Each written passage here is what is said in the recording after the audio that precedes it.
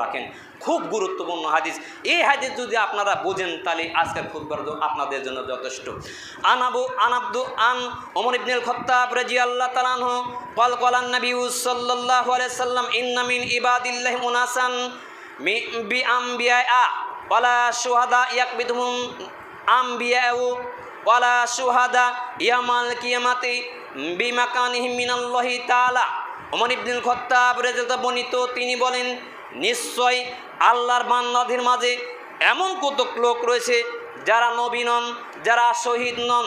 কিয়ামতের দিন মহান আল্লাহ তাআলার দরবারে তাদের মর্যাদা দেখে নবীগণ হিংসা করবেন, শহীদগণ হিংসা করবেন। কোথায় নবী আর কোথায় শহীদ? তাই বলে রাস্তাঘাটে মরতেছে আর মানুষ বলছে অমুক শহীদ আন্দাজি। মানুষ শহীদ কাকে বলে এটা জানে না। ওই লাখো হাজারো শিক্ষিত হলে কি যে শহীদ কাকে বলে জানে না, এমনি বলছেন যে অমুক শহীদ। তারা হিংসা করবেন। ক্বালু ইয়া রাসূলুল্লাহ সাল্লাল্লাহু আলাইহি ওয়াসাল্লাম তুখবিরুনা মানহুম। সাহাবীগণ জিজ্ঞেস করেন, হে আল্লাহর রাসূল, তাদের বিষয়ে আমাদের কি অভিহিত করবেন না? তারা কারা? ক্বালা হুম কওমুন তাহাব্বুনা। রাসূল সাল্লাল্লাহু আলাইহি ওয়াসাল্লাম বলেন, তাহাব্বু বিরুহিল্লাহি তাআলা গায়রি আরহামিন বাইনাহুম ওয়ালা আমওয়ালিন ইয়াতাআতাউনাহা। রাসূল সাল্লাল্লাহু আলাইহি ওয়াসাল্লাম বললেন, তারা হচ্ছে ওই সব লোক যারা আল্লাহর মহানাহতা একে অপরকে ভালোবাসে, যারা একে অপরের আত্মীয় নাই, রক্ত কোনো সম্পর্ক নাই, যারা একে অপরকে ধন সম্পদ দেয়নি। কি বুঝলেন আপনি? যারা আল্লাহর কারণে একে অপরকে ভালোবাসে, যারা একে অপরের আত্মীয় নয়, যারা একে অপরকে ধন সম্পদও দেয়নি। ফাওয়াল্লাহি ইন্নী উজুহাহুম লা নূরুহুম ওয়া ইন্নাহুম আলা নূরিন।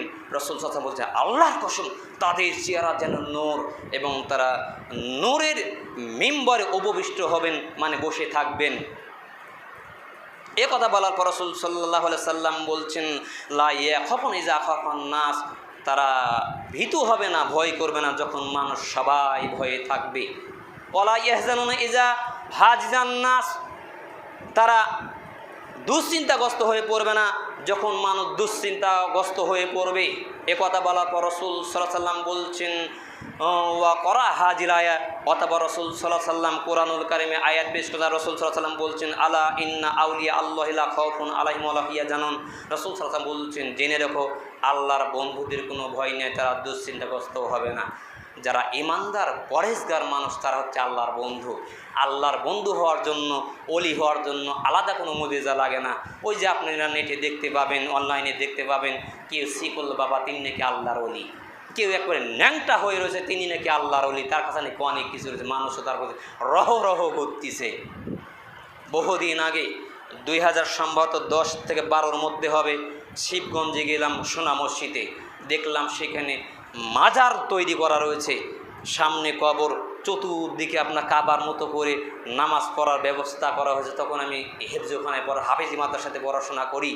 তখন দেখলাম এক ব্যক্তি কবরকে সামনে রেখে সেজদা সালাত আদায় করতেছে। তখন আমি মনে মনে বলছেন, আমি আমার ফুফাতো ভাই গিয়েছিলাম বেড়ানোর জন্য, বললাম, হতে পারি ইনি আল্লাহর ওলি, এর দেওয়ার মনে কোনো ক্ষমতা নাই। এখানে